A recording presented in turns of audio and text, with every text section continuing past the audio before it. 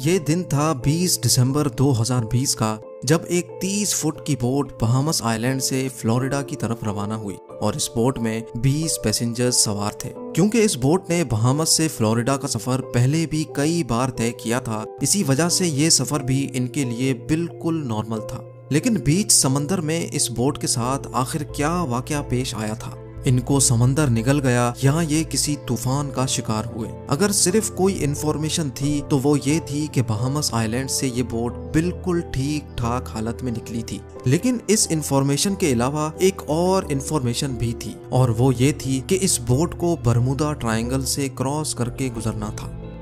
जब American coast guards को इस बात का इल्म हुआ तो एक सर्च ऑपरेशन कंडक्ट किया गया, जो समंदर के उस हिस्से में पूरे 4 दिन और 4 रातों तक चलता रहा। लेकिन मजाल है कि उस बोट का एक भी हिस्सा मिला हो। SEM TV के वीडियोस में एक बार फिर से खुशामदीद। नाजरीन, हम सब ने बरमूदा ट्रायंगल की कई स्टोरीज सुन रखी हैं। बरमूदा ट्रायंगल समंदर का एक बहुत बड़ा हिस्सा है जो असल में अटलांटिक ओशन में पाया जाता है। ये ट्रायंगल फ्लोरिडा से बरमूदा आइलैंड और फिर पोर्टो रिको से होकर वापस फ्लोरिडा पर खत्म होता है। इस बनने वाले ट्रायंगल का एरिया 8 लाख स्क्वायर किलोमीटर के बराबर है। यानी ये ट्रायंगल पाकिस्तान और टर्की से भी ज्यादा बड़ा है, जिसको कभी बरमूदा ट्रायंगल तो कभी डेविल्स ट्रायंगल भी कहा जाता है। ये ट्रायंगल अपने मिस्टीरियस फिनोमेना की वजह से पूरी दुनिया में बदनाम है, जहां से गुजरते वक्त शिप्स और एयरप्लेन्स का कांटेक्ट अपनी बेस स्टेशन से अचानक टूट जाता है और वो हमेशा हमेशा के लिए गायब हो जाते हैं। अभी तक शिप्स और एयरप्लेन्स की एक बहुत बड़ी तादाद इस ट्रायंगल में गुम हो चुकी है। आज तक इनमें से सिर्फ चंद शिप्स और एयरप्लेन्स का मलबा रिसर्चर्स को समंदर के बॉटम से मिला है, लेकिन वो भी उस जगह से नहीं जहां वो आखिरी बार रेडार पे शो हुए थे। जबकि दूसरों का तो ना मलबा मिला और ना ही इनके अंदर मौजूद लोगों का आज तक किसी को पता चल सका है। समंदर के इस हिस्से में ताकतवर वोर्टेक्स पाया जाता है या फिर यहाँ सी मॉन्स्टर्स और एलियंस का बसेरा है। आखिर बरमूदा ट्रायंगल में कुछ तो एबनॉर्मल जरूर है, जिसकी वजह से ना तो ये बड़ी से बड़ी कार्गो शिप्स को छोड़ता है और ना ही किसी जहाज को। यहाँ पेश आने वाली एबनॉर्मल एक्टिविटीज का एक्चुअल रीजन साइंसदानों को आखिरकार मिल चुका है। ये मामला शुरू हुआ था 1945 में, जब US नेवी के 5 टॉर्पीडो बॉम्बर एयरक्राफ्ट्स एक मिशन पर निकले थे। उन 5 एयरक्राफ्ट्स में बैठे 14 लोगों के लिए ये बिल्कुल रूटीन प्रैक्टिस थी। लेकिन बरमूदा ट्रायंगल के एरिया में आते ही US नेवी के रडार से वो 5 बॉम्बर तैयारे अचानक गायब हो गए, और वो भी एक साथ। क्योंकि उस वक्त वर्ल्ड वॉर 2 को खत्म हुए सिर्फ चंद महीने ही गुजरे थे, इसी वजह से US नेवी का शक था कि शायद किसी दुश्मन ने उनके जहाजों को गिरा दिया है। उनकी तलाश में एक और नेवी एयरक्राफ्ट भेजा गया, लेकिन हैरत अंगेज तौर पे वो भी बरमूदा ट्रायंगल के एरिया में आते ही रडार से गायब हो गया। और इस तरह ना ही कभी उन 5 बॉम्बर एयरक्राफ्ट्स का और ना ही उस रेस्क्यू जहाज का कभी पता चल सका। यही वो वाकया था जिसके बाद दुनिया भर में बरमूदा ट्रायंगल को खौफ की निगाहों से देखा जाने लगा।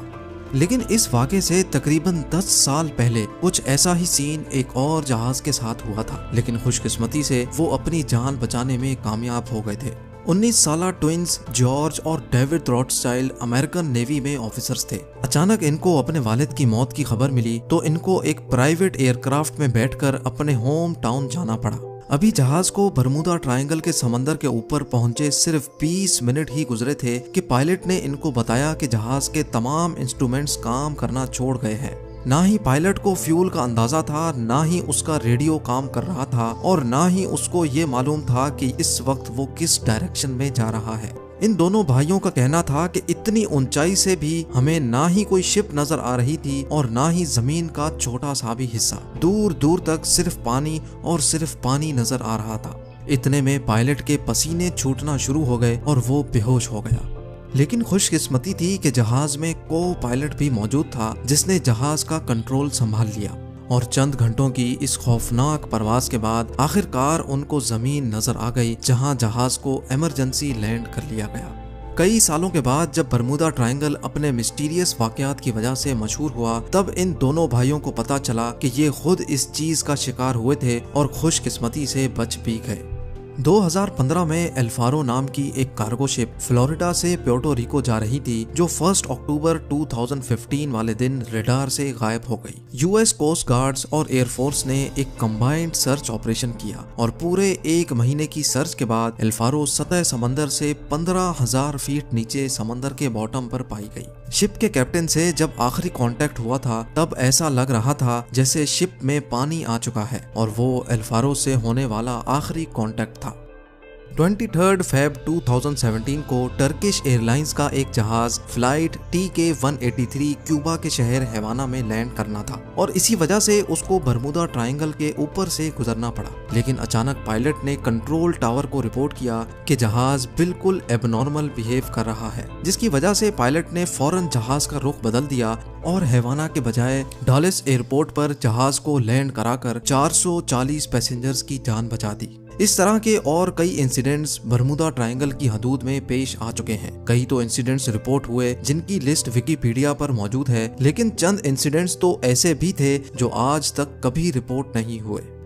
1967 में क्रिसमस वाले दिन एक अमेरिकन बिजनेसमैन जिसका नाम बुर्राक था अपनी लग्जरी यॉट में मियामी बीच की सैर को निकला। लेकिन थोड़ी ही देर बाद बीच गार्ड्स को बुर्राक की कॉल आई और उसने बताया कि उसकी यॉट की किसी ठोस चीज से टक्कर हुई है। जब गार्ड्स वहां पहुंचे तो ना ही उनको कोई यॉट मिली और ना ही बुर्राक का कोई नामो निशान था। वला आलम समंदर में कौन सी चीज से उसकी टक्कर हुई थी, ये राज बुर्राक के साथ ही हमेशा के लिए दफन हो गया। बरमुदा ट्रायंगल की रोंगटे खड़े करने वाली मिस्ट्रीज हर नए वाक़े के बाद एक बार फिर से लोगों के जहनों में ताज़ा हो जाती हैं और हर बार की तरह इस मिस्ट्री का जवाब तलाश करने के लिए साइंसदानों की खोज एक बार फिर से शुरू हो जाती है। लेकिन इस बार साइंसदानों ने कुछ ऐसे ठोस सबूत तलाश किए हैं जिससे जाहिर होता है कि शायद वाकई ये मिस्ट्री अब सॉल्व हो चुकी है। यूनिवर्सिटी ऑफ कोलोराडो से ताल्लुक रखने वाली एक अमेरिकन साइंटिस्ट की टीम ने सैटेलाइट से बरमुदा ट्रायंगल की कड़ी जांच की, जिसमें उनको कुछ ऐसा देखने को मिला जो शायद आज से पहले किसी ने भी नहीं देखा था। उन्होंने नोटिस किया कि बरमुदा ट्रायंगल के ऊपर कुछ ऐसे क्लाउड्स बन रहे हैं जो ना ही स्क्वायर हैं और ना ही सर्कल, बल्कि ये क्लाउड्स हेक्सागोन की शक्ल जैसे हैं और इनका साइज 88 किलोमीटर जितना बड़ा होता है। एक्सपर्ट टीम का मानना है कि शायद ये क्लाउड्स कोई आम क्लाउड्स नहीं बल्कि ये एयर बॉम्ब क्लाउड्स हैं। यानी जब ये अजीब किस्म के बादल बनते हैं तो इनके नीचे बहुत ही तेज हवा के झोंके चलते हैं जिनकी स्पीड 250 किलोमीटर पर आवर तक पहुंच सकती है। हवा के इन झोंकों की स्पीड इतनी तेज होती है कि ना ही इनमें कोई हवाई जहाज आसानी से उड़ सकता है और इनकी वजह से पानी में जो लहरें बनती हैं ना ही उनमें कोई बड़ी से बड़ी शिप तैर सकती है। साइंसदानों का कहना है कि शायद बरमुदा ट्रायंगल में होने वाले हादसात की ये भी एक वजह मानी जा सकती है। उम्मीद है जेम टीवी का ये एपिसोड भी आप लोग भरपूर लाइक और शेयर करेंगे। आप लोगों के प्यार भरे कमेंट्स का बेहद शुक्रिया। मिलते हैं अगली शानदार वीडियो में।